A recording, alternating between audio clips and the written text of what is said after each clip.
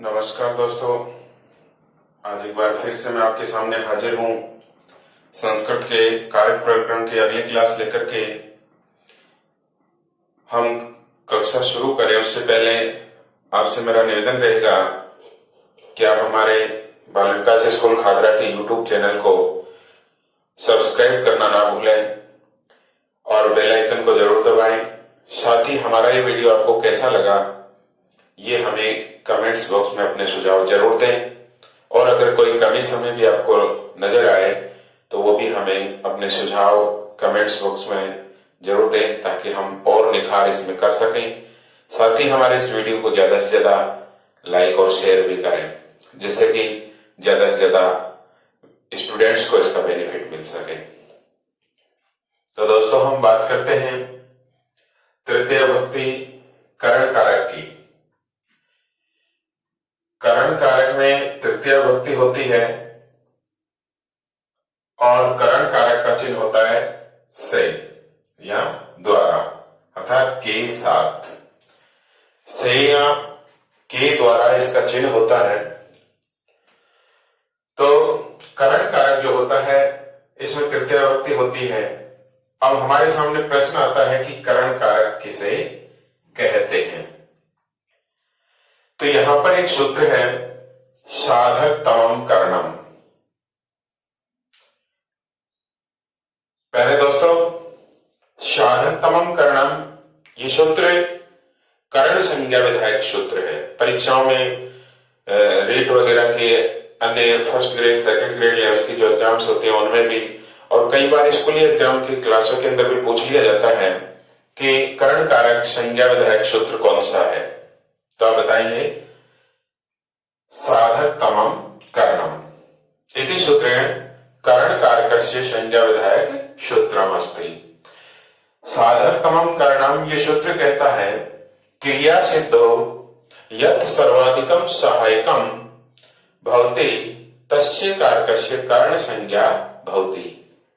क्रिया सिद्धो यत् सर्वाधिकम सहायकम भवति तस्य कारकस्य कर्ण संज्ञा भवति। अर्थात क्रिया की सिद्धि में जो सबसे ज्यादा सहायक होता है उस कारक की करण संज्ञा होती है।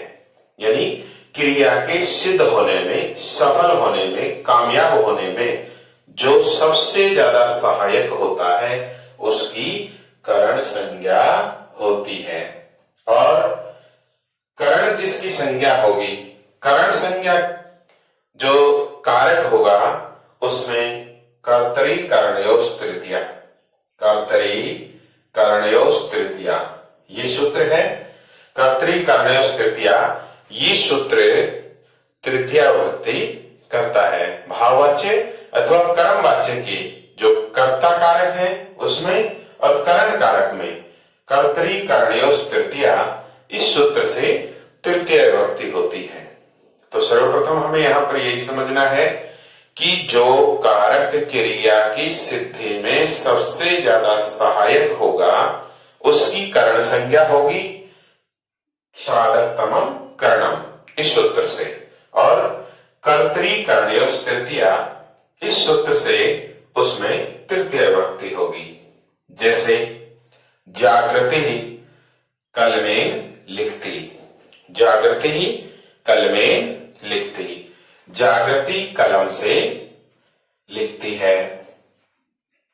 अब यहां पर देखिए, जागृति ही कलमेन लिखती, लिखने की जो क्रिया है, लिखने की क्रिया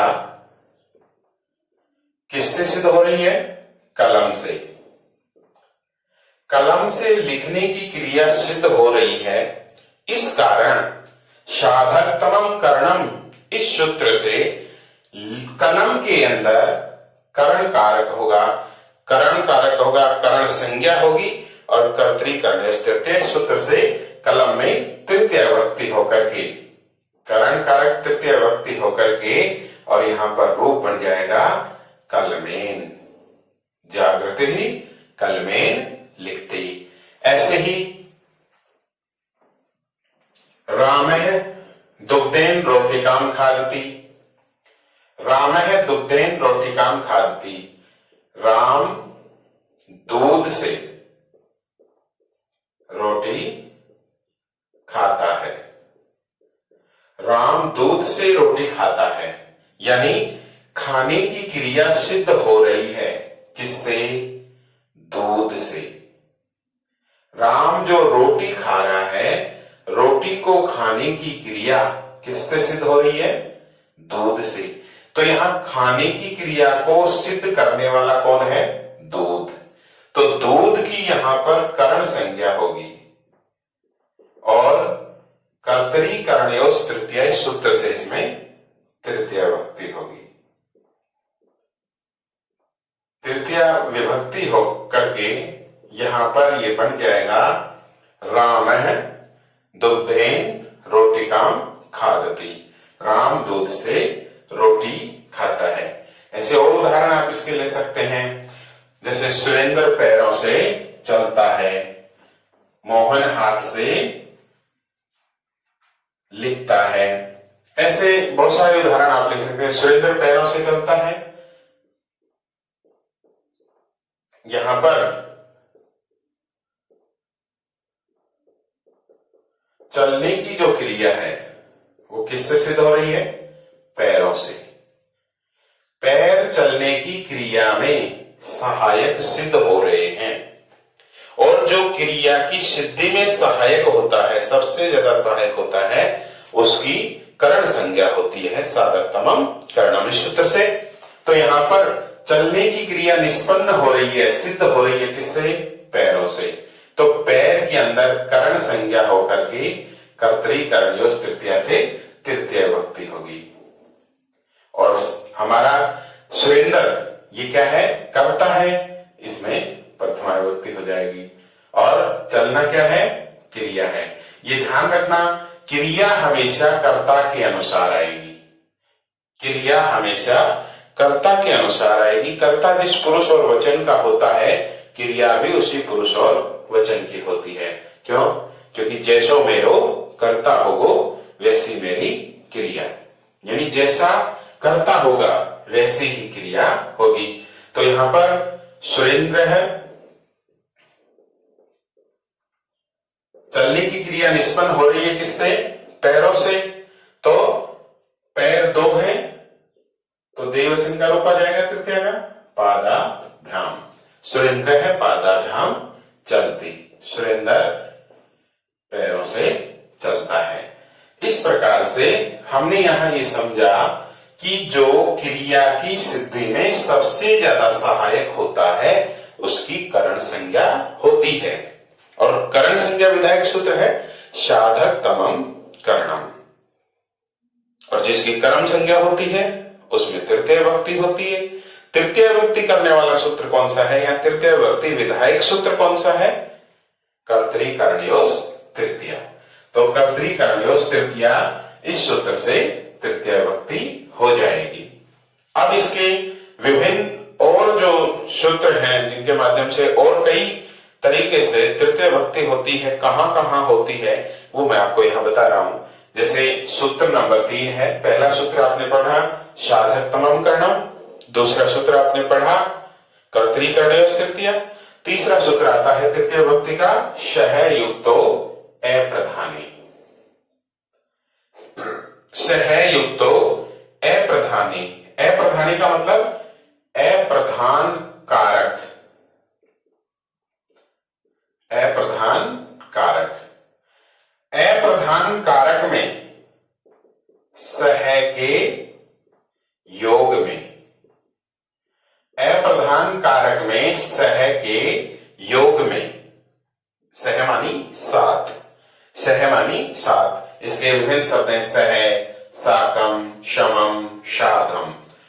ये शब्द जहां होंगे अर्थात इन शब्दों के योग में अप्रधान कारक की करण संज्ञा होगी और कर्तरी कर्णयोस तृतीया इस सूत्र से तृतीय विभक्ति होगी। ये हमें ध्यान रखना है। सह यानी सात शब्द के योग में सह, शाकम, शमम, शार्धम, इन शब्द का अर्थ साथ होता है। इन शब्दों के योग में अप्रधान कारक की करण संज्ञा होगी और कर्तरी-करणी तृतीया से तृतीया विभक्ति होगी। जैसे उदाहरण दिया है, राम पुत्र के साथ जाता है। राम पुत्र के साथ जाता है। यहां जाने की क्रिया निष्पन्न हो रही है। जाने की क्रिया निष्पन्न हो रही है, पूरी हो रही है। राम जाने का काम कर रहा है, ये प्रधान कर्ता हो गया। और किसके साथ जा रहा है? पुत्र के साथ, ये अप्रधान कर्ता हो गया। तो यहां पर सह शब्द के योग में, सह, साकम, समम, शाकम, इन शब्दों के योग में अप्रधान कारक की करण संज्ञा होकर के तृतीय विभक्ति होगी। तो आप बता सकते हैं यहां पुत्र, इसके अंदर तृतीय विभक्ति होगी। और यहां या का हो जाएगा राम पुत्र के साथ जाता है, यानी राम है पुत्रेण सह गच्छति। राम है पुत्रेण सह गच्छति। यहां पुत्रेण में तृतीय विभक्ति होगी क्योंकि ये अप्रधान कारक है। गच्छति क्रिया प्रधान क्रम के अनुसार, कर्ता के अनुसार आएगी, प्रधान कर्ता है राम, इसके अनुसार क्रिया आएगी। क्यों? जैसो मेरो कर्ता होगो वैसी मेरी क्रिया, यानी जैसा कर्ता होगा क्रिया अपने कर्ता के अनुसार ही आएगी। ऐसे और उदाहरण भी अपन ले सकते हैं इसके, जैसे सीता गीता के साथ पढ़ती है। सीता गीता के साथ पढ़ती है। तो यहां पर अप्रधान कारक कौन है? सीता, क्योंकि सीता पढ़ने का काम कर रही है, लेकिन वो किसके साथ पढ़ रही है? गीता के साथ। तो अप्रधान कारक कौन है? गीता। तो गीता की यहां तृतीय विभक्ति होगी करण कारक। तो यहां पर हो जाएगा सीता गीताया साकम पढ़ती। सीता गीताया साकम पढ़ती। ऐसे ही वे अपने मित्रों के साथ खेलते हैं। ते स्वमित्रे क्रीडन्ति।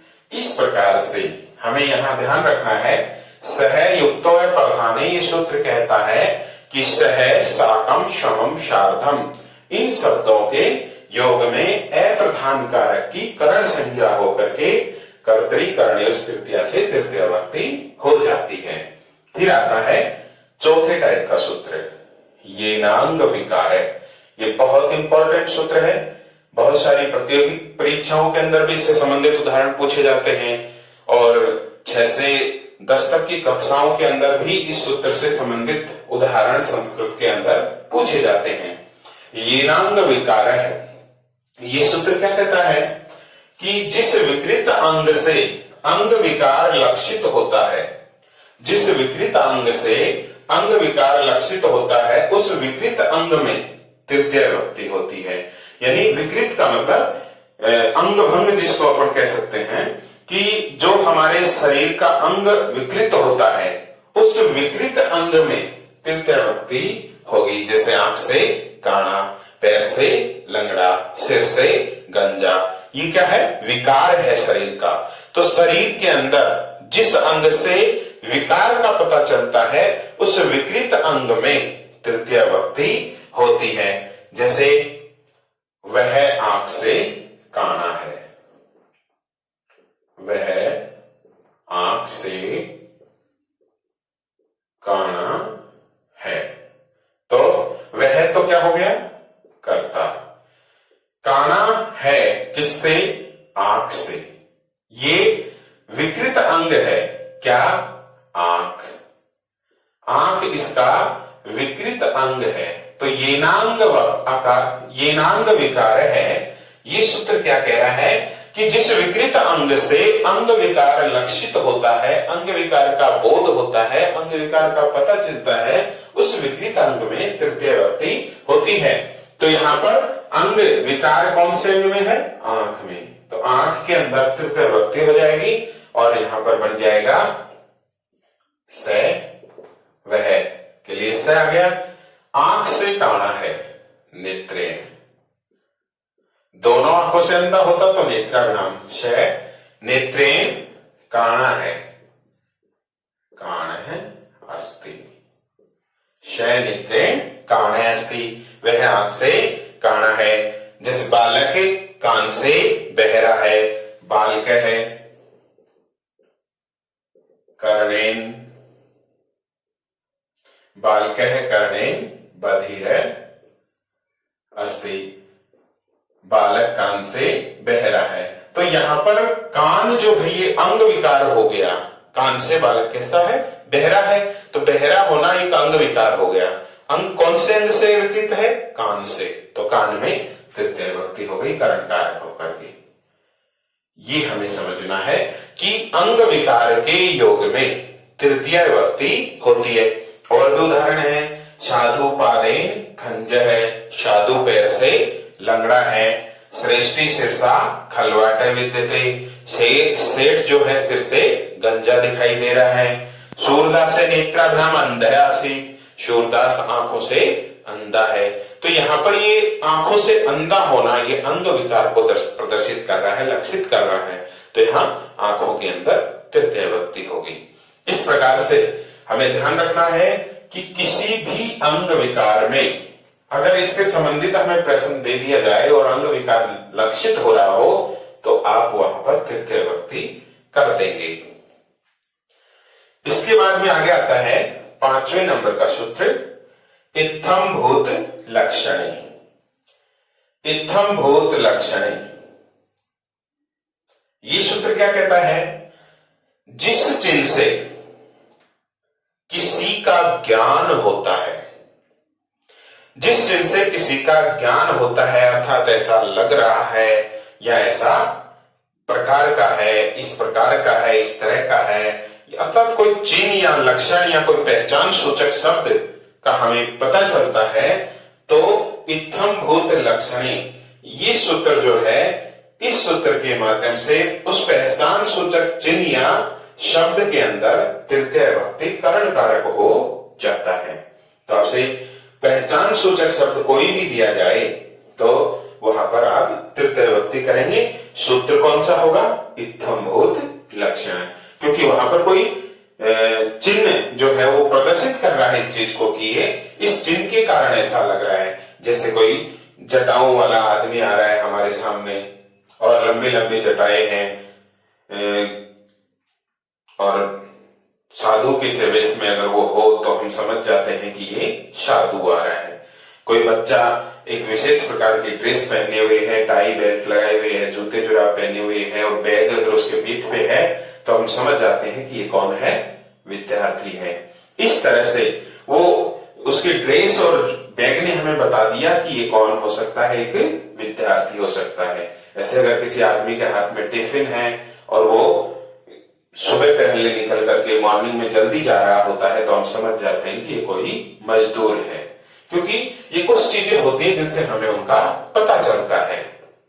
तो वह जटाओं से तपस्वी लगता है, वह जटाओं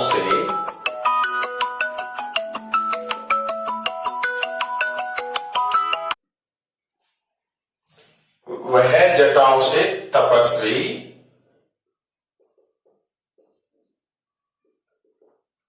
लगता है। यानी बड़ी बड़ी जटाएं हैं, इन जटाओं के माध्यम से हमने पहचाना कि ये कौन है, तपस्वी।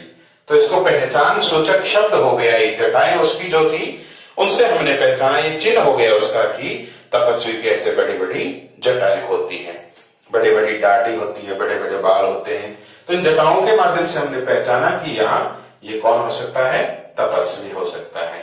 तो इस तरह से पहचान सूचक जो शब्द होते हैं उनके अंदर इत्थम भूत लक्षणे सूत्र से तृतीय विभक्ति करण कारक होगा। जैसे से जटाओं से यानी जटा भी तृतीय विभक्ति होगी। क्या लगता है, तपस्वी लगता है, तो ताप से है प्रतीयते यानी प्रतीत होता है, वह जटाओं से तपस्वी प्रतीत होता है। ऐसे ही वह बालक पुस्तकों से छात्र लगता है। स बालकः पुस्तकैः छात्रः प्रतीयते। वह बालक पुस्तकों से हमें छात्र लग रहा है, विद्यार्थी लग रहा है। इस प्रकार से हमें यह ध्यान रखना है कि जो भी पहचान सूचक शब्द होंगे या कोई चिन्ह ऐसे होंगे जिनसे हमें पता चले कि ये कौन है, इस चिन्ह के माध्यम से हम जाने कि ये आदमी कौन है, ये कौन हो सकता है, तो उसके लिए हम इत्थम भूत लक्षणे इस सूत्र के माध्यम से करण कारक तृतीय विभक्ति कर देंगे। अब आता है इसका 6वां नंबर का सूत्र हेतु। हेतु सूत्र जो है ये कहता है कि हेतुवाची शब्द में तृतीय विभक्ति होती है। जो भी हेतुवाची शब्द होते हैं उन हेतुवाची शब्दों के अंदर तृतीय विभक्ति होती है। जैसे पुण्येन हरि दृष्ट है, पुण्य से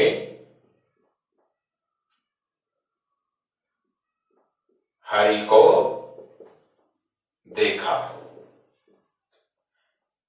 हरि को देखने के लिए क्या करना पड़ा? पुण्य करना पड़ा। तो आपको अगर हरि के दर्शन करने हैं, हरि को देखना है, हरि को मिलना है, तो आपको उसके लिए क्या करना है? पुण्य करना है। हरि के लिए आपको पुण्य करना है। इस तरह से हेतुवाची जो भी शब्द होंगे उनमें तृतीय विभक्ति होगी हेतु इस सूत्र के माध्यम से। पुण्येन हरि दृष्ट है, पुण्य से हरि को देखा।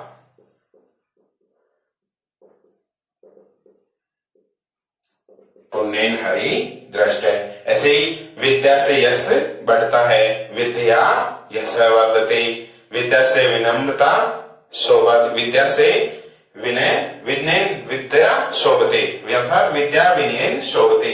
विनय से विद्या शोभा देती है, इसलिए विनयन में तृतीय विभक्ति हुई। अब अंतिम सूत्र आता है प्रकृत्यादिभ्य च उपसंख्यानम। प्रकृत्यादि में, प्रकृति का मतलब स्वभाव, स्वभाव आदि क्रिया विशेषण जो शब्द होते हैं उनमें तृतीय विभक्ति होती है। जैसे स प्रकृत्य साधु अस्ति, वह प्रकृति से साधु लगता है, स्वभाव से साधु लगता है। गणेश सुखेन जीवति, गणेश सुख से जीता है, ये उसका स्वभाव है। तो ऐसे प्रकृति आदि शब्दों के अंदर भी तृतीय विभक्ति होती है। इसके अलावा हमें ध्यान रखना है पृथक, विना, अलम और नाना शब्द जो होते हैं उनके योग में भी तृतीय विभक्ति होती है। अब हम पढ़ेंगे संप्रदान कारक।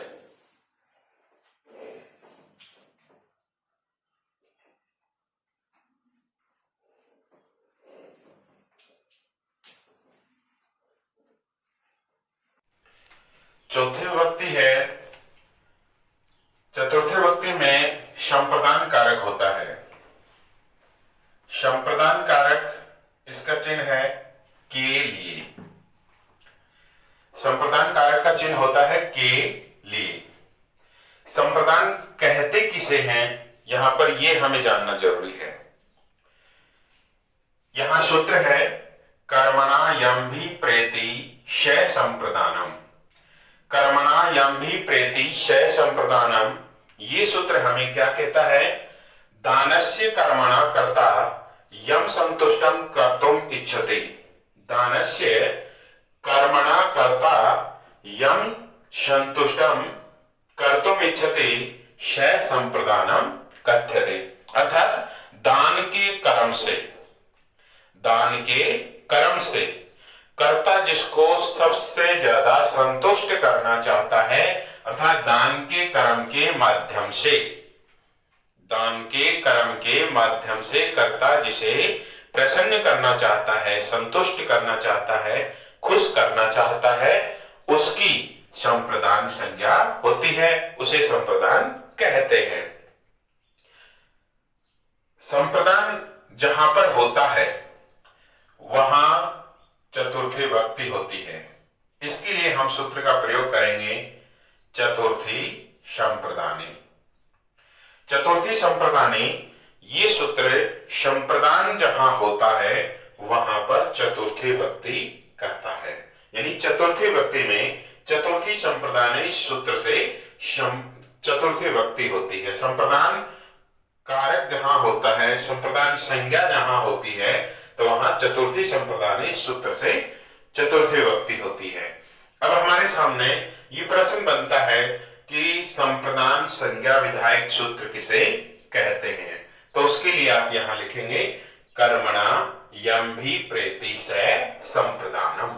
ये संप्रदान संज्ञा विधायक सूत्र है, यानी जहां दान के कर्म से कर्ता किसी को संतुष्ट करता है, तो जिसको संतुष्ट करना चाहता है, कर्ता जिसको संतुष्ट करना चाहता है, ये ध्यान देना है, जिसको संतुष्ट करना चाहता है उसकी संप्रदान संज्ञा होती है, और जिसकी संप्रदान संज्ञा होती है उसके अंदर चतुर्थी संप्रदान है। इस सूत्र से चतुर्थी विभक्ति होती है। जैसे राजा गरीबों के लिए धन देता है, या राजा गरीबों के लिए धन देना चाहता है।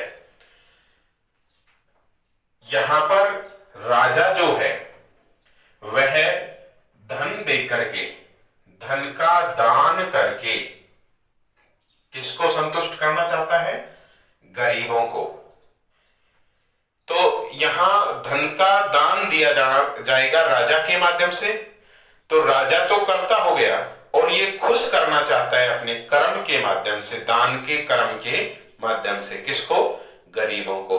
तो गरीब जो हैं, इन गरीब लोगों की यहां संप्रदान संज्ञा होगी, यानी कर्ता अपने दान के माध्यम से जिसको संतुष्ट कर रहा है, तो यहां संतुष्ट होंगे गरीब, और गरीब की संप्रदान संज्ञा होगी, और चतुर्थी संप्रदान से इसमें चतुर्थी विभक्ति होगी। तो राजा गरीबों के लिए धन देना चाहता है। यहां राजा धन देना चाहता है, किसको? गरीबों को, गरीबों के लिए देना चाहता है। तो राजा के द्वारा जो कर्म किया जा रहा है किसकी संतुष्टि के लिए? गरीबों की संतुष्टि के लिए। तो यहां हो जाएगा निर्भय निर्धनाय धनम यच्छति। राजा गरीबों के लिए दान देना चाहता है, या दान चाहता है, धन चाहता है। ऐसे ही और उदाहरण है, बालक अपने मित्र के लिए पुस्तक देता है। बालक पुस्तक देने का कर्म कर रहा है। बालक अपने मित्र के लिए पुस्तक देता है। यहां बालक जो है कर्म कर रहा है, ये कर्ता हो गया। किसके लिए कर रहा है? अपने मित्र के लिए। तो ये मित्र यहां संप्रदान संज्ञक शब्द हो गया। और क्या देना चाहता है? इसको पुस्तक देना चाहता है, यानी पुस्तक देकर के बालक अपने मित्र को प्रसन्न करने का प्रयास करता है। तो जहां पर कर्ता के माध्यम से, दान के कर्म के माध्यम से कर्ता के द्वारा जिसको प्रसन्न किया जाता है उसकी संप्रदान संज्ञा होती है, और संप्रदानी चतुर्थी संप्रदानी सूत्र से चतुर्थी विभक्ति होगी। तो यहां पर यह बन जाएगा बालकः स्वमित्राय पुस्तकम ददाति। बालक अपने मित्र के लिए पुस्तक देता है। इसी प्रकार से इसमें आगे चलते हैं। रुच्यार्थानाम प्रीयमाण, रुच्यार्थानाम प्रीयमाण ये तीसरा सूत्र है इसका। ये सूत्र कहता है कि रुच या रुच अर्थ वाली धातुओं के योग में, रुच या रुच अर्थ वाली धातुओं के योग में जो प्रसन्न होता है, जो प्रसन्न होता है, खुश होता है, रुच या रुच अर्थ वाली धातुओं के योग में जो प्रसन्न होता है उसकी संप्रदान संज्ञा होती है, और जिसकी संप्रदान संज्ञा होती है उसमें चतुर्थी विभक्ति होती है। जैसे बालकाय मोदका रोचन्ते, बालकाय मोदका रोचन्ते, बालक को लड्डू अच्छे लगते हैं। गणेशाय दुग्धम श्वेदते, गणेश को दूध अच्छा लगता है।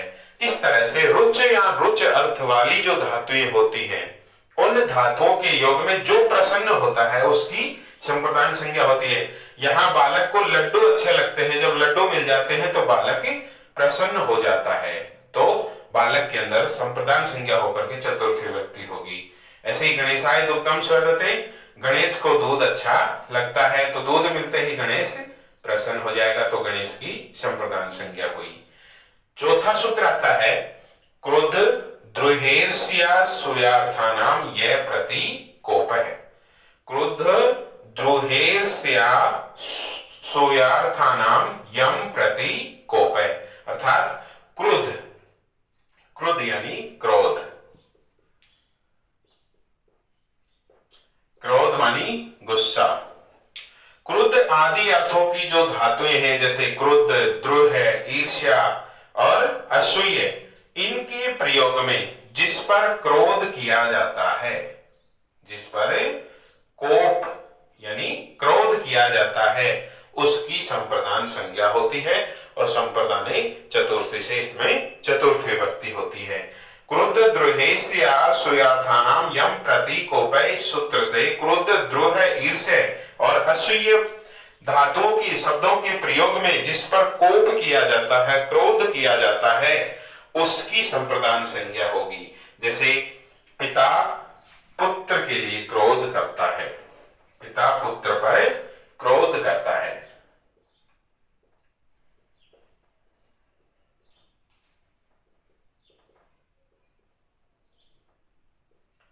तो यहां पर पिता के द्वारा क्रोध किया जा रहा है, तो क्रोध के योग में यहां पर क्रोध हो रहा है किस पर?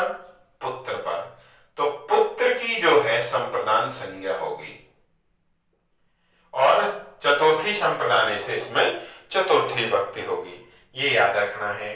तो यहां पर ये बन जाएगा पिता पुत्राय, चतुर्थी के अंदर पिता पुत्राय क्रोध्यति, पिता पुत्र पर क्रोध करता है।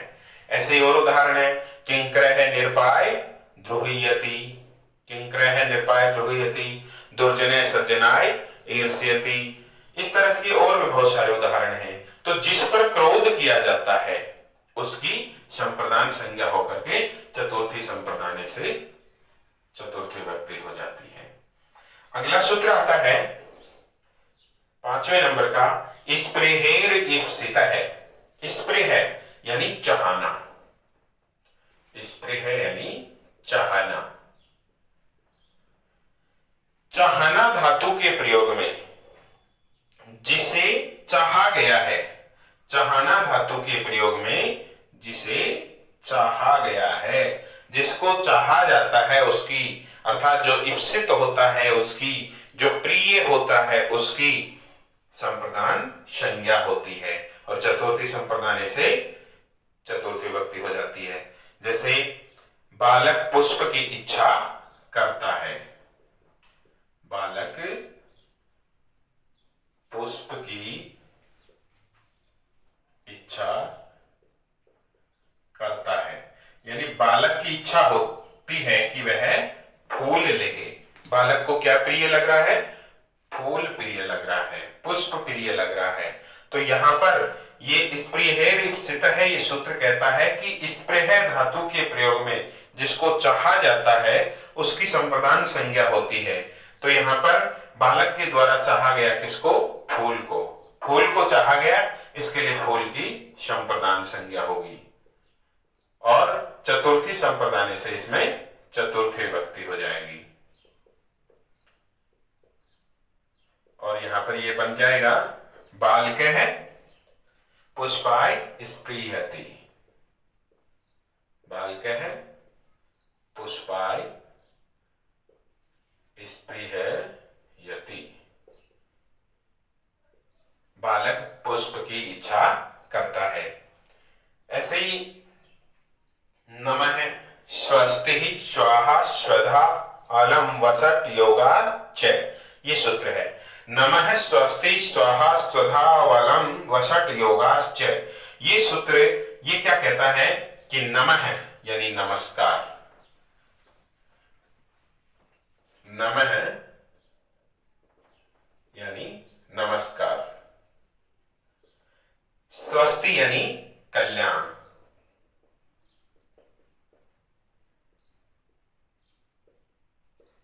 स्वाहा यानी आहुति देना, यज्ञ आदि में आहुति देते हैं। स्वधा हवि का दान, अलम वसट, वसत यानी भी हवि का दान होता है।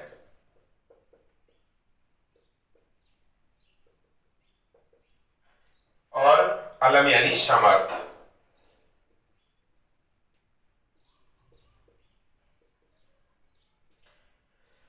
इनके योग में भी चतुर्थी भक्ति होती है, ये याद कर लेना है। नमः, स्वस्ति, स्वाहा, स्वधा, वसट, अलम, इनके योग में चतुर्थी भक्ति होती है, संप्रदान कारक होता है। जैसे हरे नमः, हरि को नमस्कार, हरि नमः। यहां नमः के योग में हरि के अंदर चतुर्थी भक्ति हुई। ऐसे और भी उदाहरण इसके बहुत सारे हो सकते हैं, जैसे गणेशाय स्वस्ति, प्रजापति स्वाहा, पितृभ्य स्वधा, दैत्यभ्य हरि अलम। इस तरह से इन सब शब्दों के योग में चतुर्थी भक्ति संप्रदान कारक होता है। अब सातवां और अंतिम सूत्र आता है इसका, तादर्थी चतुर्थी वाच्यः। तादर्थी चतुर्थी वाच्यः, ये सूत्र कहता है कि जिस प्रयोजन के लिए जो क्रिया की जाती है, जिस प्रयोजन के लिए जो क्रिया की जाती है उसके प्रयोजनवाची शब्द की, किसकी? उसके प्रयोजनवाची शब्द की, उस प्रयोजनवाची शब्द की चतुर्थी विभक्ति होती है। जैसे वह मोक्ष के लिए हरि को भजता है, वह मोक्ष के लिए हरि को भजता है। किस हरि का भजन किया जा रहा है? यहां पर भजन करने की जो क्रिया हो रही है, ये हरि का भजन किस लिए किया जा रहा है? मोक्ष के लिए। मोक्ष के लिए हरि का भजन किया जा रहा है, ये प्रयोजन है कि मोक्ष पाने के लिए हरि को भजता है। हरि का भजन मोक्ष के लिए किया जा रहा है। तो जिस प्रयोजन के लिए यहां पर कोई कार्य किया जाता है, क्रिया की जाती है, तो उसके प्रयोजनवाची शब्द की संप्रदान संज्ञा होकर के चतुर्थ विभक्ति होती है। तो यहां बन जाएगा स, यानी वह मोक्षाय, मोक्ष के लिए हरिम भजती। स मोक्षाय हरिम भजती, वह मोक्ष के लिए हरि का भजन करता है, हरि का सुमरण करता है। इसके अलावा कथय यानी कहना, निवेदय निवेदन करना, उपदेशय उपदेश देना, इन धातुओं के योग में भी चतुर्थी विभक्ति होती है। जैसे राम है स्वमित्राय कथयति, राम अपने मित्र के लिए कहता है। शिष्य गुरुवे निवेदयति, शिष्य गुरु से उपदेश लेता है, निवेदन करता है। निवेदयति निवेदन करता है। साधु सज्जनाय उपदेशति, साधु सज्जन के लिए उपदेश देता है। इस प्रकार से हमने यहां समझा कि कथ्य, निवेद्य, उपदेश और इन सब निवेद्य आदि धातुओं के अंदर इन धातुओं के योग में भी चतुर्थ विभक्ति होती है, संप्रदान कारक होता है। तो इस प्रकार से हमने आज 2 कारक पढ़े। कल अपन इसके आगे का भाग और लेकर के आएंगे। अब जाने से पहले आपसे मेरा निवेदन रहेगा कि आप हमारे YouTube चैनल बाल विकास स्कूल खादरा को सब्सक्राइब करें, लाइक करें, बेल आइकन को दबाएं और आपके जो भी सुझाव हैं वो हमें कमेंट्स बॉक्स में जरूर दें। आज हमारा वीडियो आपको कैसा लगा इसके बारे में भी आप हमें बताएं और हमारे वीडियो को ज्यादा से ज्यादा शेयर करें। धन्यवाद। जय हिंद।